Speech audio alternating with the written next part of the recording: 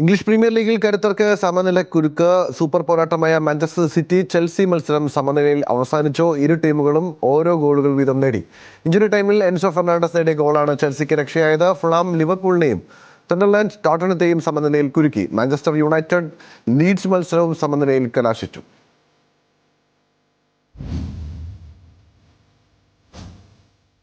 Spanish ലീഗിൽ ജൈത്രയാത്ര തുടർന്ന് Real Madrid Real ബെറ്റിസിനെ 1-5 ഗോളുകൾക്ക് തോൽപ്പിച്ചു. ഗോൺസാലോ ഗാർഷ്യ ഹാട്രിക്കുമായി തിളങ്ങി. മറ്റൊരു മത്സരത്തിൽ അത്ലറ്റിക്കോ മാഡ്രിഡിനെ സമനിലയിൽ തുളച്ച് റയൽ സൊളിഡാസ്.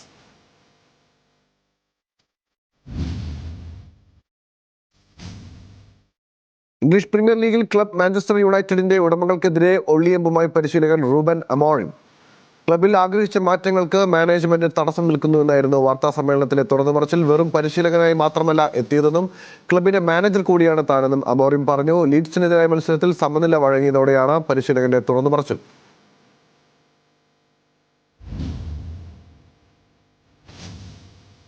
ഇന്റർനാഷണൽ ലീഗ് T20 കന്നിക്കിരീടം സ്വന്തമാക്കി ഡെസർട്ട് വൈപ്പേഴ്സ്. കലാശപ്പോരിൽ മുംബൈ എമിറേറ്റ്സിനെ 46 റൺസിന് തോൽപ്പിച്ചു. 183 റൺസ് വിജയലക്ഷ്യവുമായി ഇറങ്ങിയ മുംബൈയെ 136 റൺസിൽ വൈപ്പേഴ്സ് എറിഞ്ഞിട്ടു. ഡെസർട്ട് വൈപ്പേഴ്സ് ക്യാപ്റ്റൻ സാം കറനാണ് കളിയിലെയും ടൂർണമെന്റിലെയും താരം.